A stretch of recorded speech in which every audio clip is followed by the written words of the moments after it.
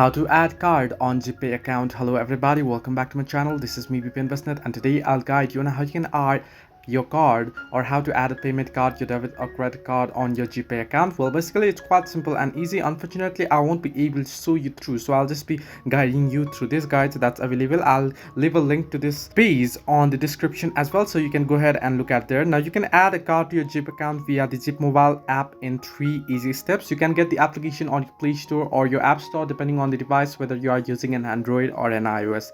Now once you open up the app, at the bottom right you want to tap on the account option in the Zip app, and then simply tap on the payment methods. You can see under payment methods you'll get an face like this, as you can see, where you'll be able to see add a payment card. Here you want to simply tap on add payment card, and from there you'll be able to add in your card number. As you can see here on the screen, you'll be able to add in your card number. Type in your card number and then type in your card details such as your expiry date, CVC and zip code, and once you do so, simply tap on add card option at the bottom of your screen, and your card will be added once you have entered in your card credentials correctly. So this way you can add card or payment card on GPay account. Hope this helped you. Do like and subscribe, and do not forget to leave a comment down below if you have any further issues.